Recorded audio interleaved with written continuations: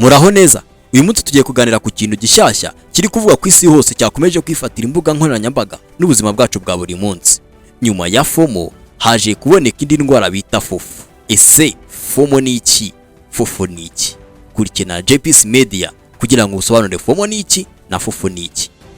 Ijambo FOMO rero bisobanura iki? FOMO mu by'ukuri si ijambo rishyashya cyangwa se rishobora kuba atari n'ijambo rishyashya mu mutwe yawe, kuko ni ijambo ryakomeje kugenda rikoreshwa kenshi na kenshi, ryakomeje kugenda ryumvikana mu minsi ya kera kugeza na n'ubu ngubu rikaba n'ubu rikiri ku isonga. Ijambo FOMO ubundi ni mu mpine, ariko mu magambo arambuye niryo bita fear of missing out, ubwoba bwo kugira gute, ubwoba bwo gucikanwa muri rusange. Iyo niyo bita FOMO, fear of missing out. Bishatse gusobanura ko ari ubwoba bwo gucikanwa. Ukaba ubayeho nyine mu buzima wumva udashaka gucikanwa n'ikintu, ukaba ubayeho nyine wumva ikintu kigucitse, ukumva nyine biguteye ubwoba byatara ko wumva utashaka ko nyine byanagucika. Ndaguha nk'urugero, ugasanga muri wowe ufite ubwoba bw'uko gucikanwa n'ikiruri cya danje, ukavuga ati se iki kiruri kincitse byagenda bite? Harimo abantu benshi usanga akunda ikirori ariko bakumva afite ubwoba ko icyo kiruri kimucitse byaba nabi. Si n'ikirori gusa, urundi rugero naguha, akenshi ugasanga nk'abasaza bafite ubwoba yuko badasomye amakuru cyangwa se ngo basome ibinyamakuru, bafite ubwoba ko isi bataza kumenya aho isi igeze. Ibyo ngibyo muri rusange uburwayi bwajeho kuva na kera, twabanye nabwo, dukorana nabwo,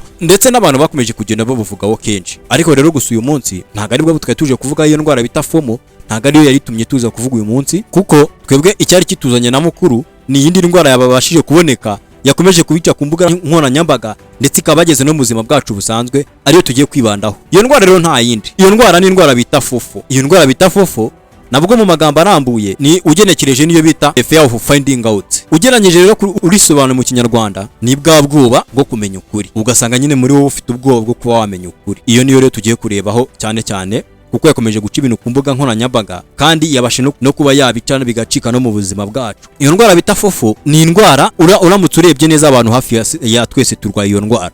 Ese ndaguha nk'urugero rwa mbere, wowe ugasanga muri wowe urumva utameze neza mu mubiri, urumva ufite ukuntu mu mubiri wahindutse, ariko mu by'ukuri ugatinya kujya kwa muganga ukeka ko ushobora gusanga urwaye nyine. Iyo niyo ngero ya mbere, nawe urwo rugero naguha rwa mbere kuri iyo ndwara bita FOFO yabashije kuba yabasha kubica bigacika, haba ari ku isi yose cyangwa se no ku mbuga nkoranyambaga. Urwo ni rwo rugero rwa mbere nari nguhaye. Urundi rugero rwa kabiri, icyo bita gutinya kumenya ukuri, ugasanga muri wowe uratinya ko ushobora kujya kwa muganga kugira ngo udasanga urwaye nyine tu, urumva ntago umeze neza ariko ufite ubwoba bwo kujya kwa muganga kugira ngo udasanga urwaye. Iyo ni rwo rugero rwa mbere nabahaye.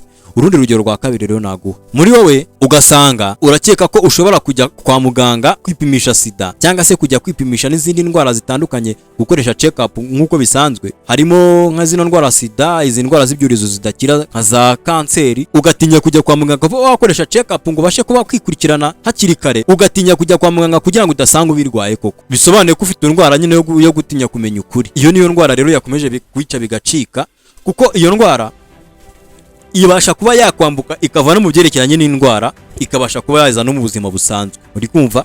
Iyo ndwara yabashije kuba yavyindwara cyangwa se kuba igutera ubwoba mu by'indwara, irambuka iza no ku mu buzima busanzwe. Reka ngurugero rero ku buzima busanzwe, ibaze ugasanga nk'umuntu yaguhamagaye ufite message call muri telefone, ariko ugatinya kumuhamagara ukavuga ati subu namuhamagara amakuru atari mwiza cyangwa se akampa inkuru mbi. Urumva nyine uratinya kumenya icyo bari bukubwire. Iyo niyo ndwara bita FOFO rero yaciye ibintu bigacika. Cyangwa se muri wowe ugasanga uratinya kujya gucekinga amafaranga kuri banki yawe, utinya ko ushobora gusanga yarashize. Iyo ndwara nyamuneka, iyo ndwara niyo yakomeje kuza ikabica bigacika ku isi yose, iri kugenda ivugwa hirya no hino ku isi. Ari no mpamvu twafashe umwanzuro natwe tukavuga ati reka dufate akanya tuze tuyibaganirizeho nk'abakunzi bacu. Gusa rero iyo ndwara ntabwo yabashije kuza yonyine, kuko iyo ndwara yazanye izindi zaje ziherekeje zigera muri 6 arizo ngiye gukomeza kugenda mbaganirizaho. Icyo usabwa rero ni iki? Icyo usabwa ni gukanda subscribe, ukanda like ndetse na share kugira ngo utabasha gucikanwa n'ibiganiro byacu kandi ukomeze kudusapotinga, kuko buriya umusanzu wawe urakenewe. Izo ndwara rero uko nababwiye ari esheshatu zaje ziherekeje bita FOFO, ndagira ngo banyuremo muri rusange mugende nyine muzisobanukirwa gake gake. Iya mbere rero ni iyihe? Iya mbere hari indi ndwara yaje nayo bita FOBO. FOBO mu magambo arambuye bishatse kuvuga fear of better options, ubwoba bwo kuba wacagura amahitamo yawe nyine. Iyo ndwara rero ni iyihe? Iyo ndwara bayita FOBO. Iyo ndwara bita FOBO mu magambo arambuye ushobora gusoma fear of better options. Fear of better options rero bishatse kuvuga iki mu kinyarwanda? Uramutse ugerageje kubisobanura ni ubwoba bwo kutizera amahitamo yawe we wafashe, ukaba wumva ubayeho ufite wasiwasi ku mahitamo yawe, ku buryo ushobora kuba wanahisemo n'ikintu ariko amahitamo nyine wagihitanyemo ukaba wumva ufite ubwoba nyine ko ashobora kuba atari meza, cyangwa se ukaba wumva mbese uburyo wahisemo si bwiza nyine, ukaba wumva ufite wasiwasi byaguteye urujijo kuba utabasha kuba wamenya amahitamo meza wahisemo nayahe.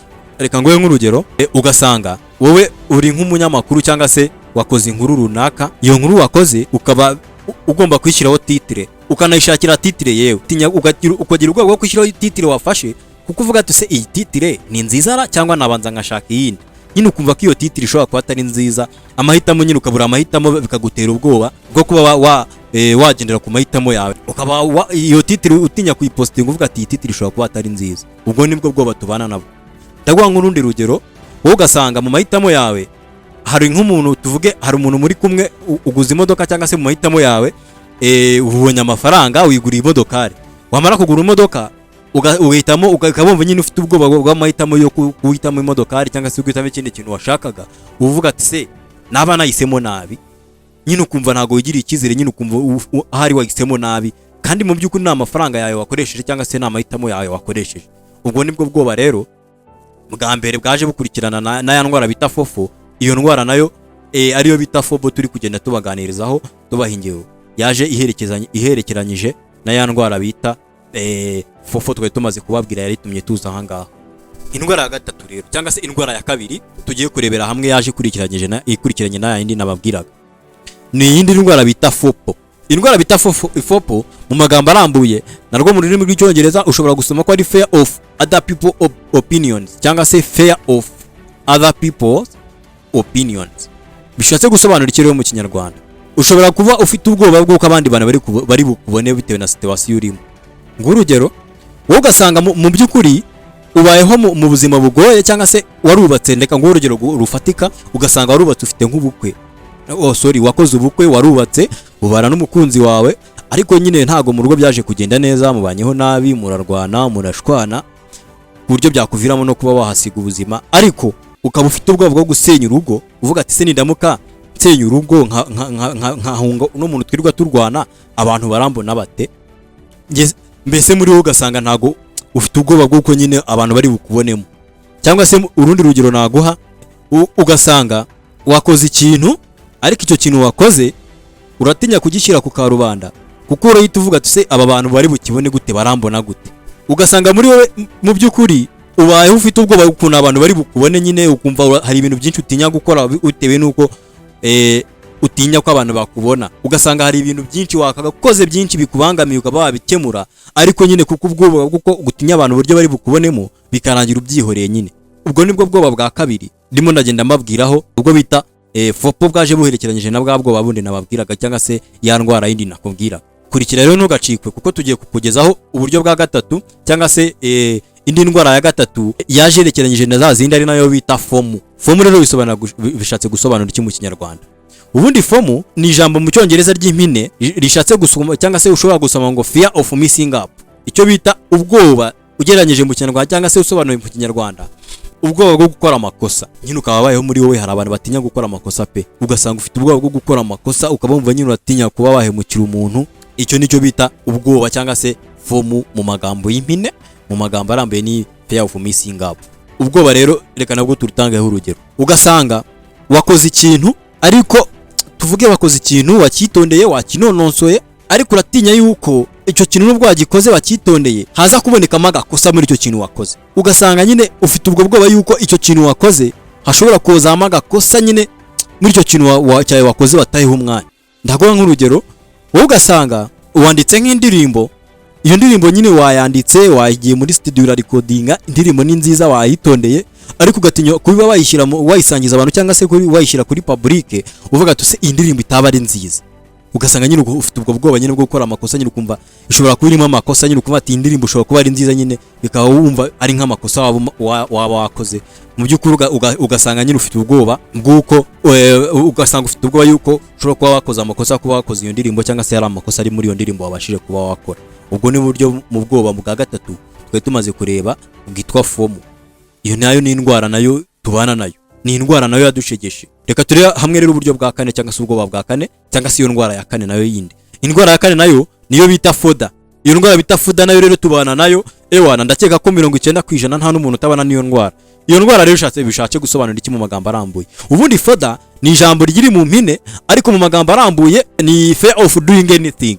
Ubwo bwoba rero babwita ugeregereje mu kinyarwanda bisobanura iki? Ni bwa bwoba bwo kutagira icyo ubikoraho nyine ukavuga ati ewa nta kintu uri bubikoreho tu. Ubwo bwoba rero ni ubuhe? Ni hahandi ushobora kuba wakwakiriya nk'inkuru itari nziza cyangwa se nziza ariko ukumva nyine nta kuntu wabikoraho tu ugahitamo kwifata.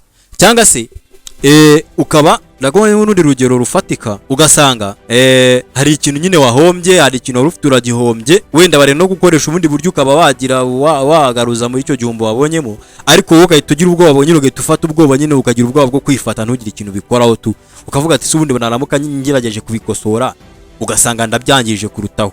Rero bigahita bigutera nyine kwifata, ukumva nyine ubwoba ugize ubwo bwoba nyine ugahita uhitamo kwifata. Iyo ngiyo niyo bita FODA. Iyo nzi ko abantu benshi muyigira ugasanga ugize nk'ikibazo ntushaka no kugikemura ahubwo uhisemo kwifata kubera ubwo bwoba nyine bwuko ushobora kujya kubikemura ugasanga ubyangije kurutaho.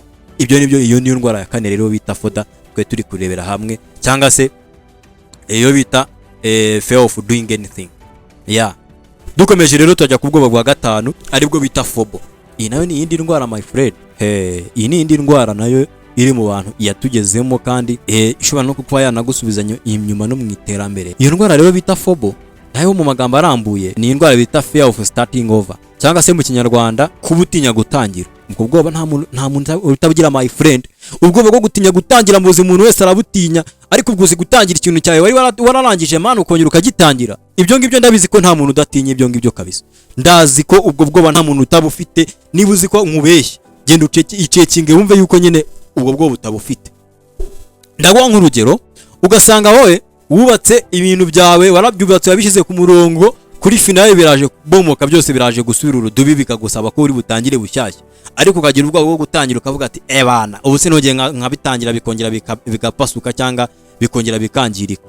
Reka ngoye nk'urugero rufatika, ugasanga wewe uyubakiye inzu urayubatse urayirangije igeze muri fondasiyo irarangiye, wamara kuyubaka akaza umwuzure w'amazi ugahita uyisenya. Wamara kuyisenya rero ugasanga nyine bikugezeho ikibazo, biguteye n'ubwoba bwo kuba watangira kongera kuyubaka nyine ukavuga ati ese ubundi iyi nzu nakongera nayubaka ikongera igasenyuka. Iyo niyo ndwara bita FOBO ndimo ndagenda FOBO niyo ndwara ndimo ndabasobanurira. Cyangwa se reka wenda mbashakire nk'urundi rugero, ugasanga wubatse chano yawe, chano urayubatse ukomereza ibiganiro utangiye guhembwa, hanyuma ya chano baje kuyikwiba.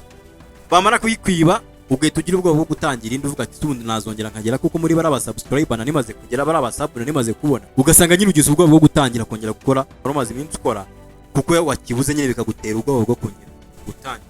Gusa rero iyo ndwara ndabizi ntago igira benshi, hari benshi barwana n'iyo ndwara, ariko niba uzi neza ko icyo kintu kigeze kukubaho uhita umenya ko ubwo burwayi ubufite kabisa. Iyo niyo ndwara ufite. Reka turebere hamwe rero indwara ya gatandatu ari nayo ya nyuma, nayo bita FOBA. Iyo ndwara bita FOBA rero ni iyi. Iyi ndwara bita FOBA ni ijambo rigufiya ugereranyije cyangwa se usomye mu magambo arambuye yo ni FOBA, cyangwa se fear of being alone. Mu kinyarwanda ubisobanuye nubwo bwo gutinya kuba wenyine, ukaba ubayeho nyine udashaka kuba wenyine, ukaba wumva ubayeho ewana utaba wenyine kabisa, ukaba wumva we uri umuntu wo kubana n'abantu ugatinya nyine kuba wenyine tu.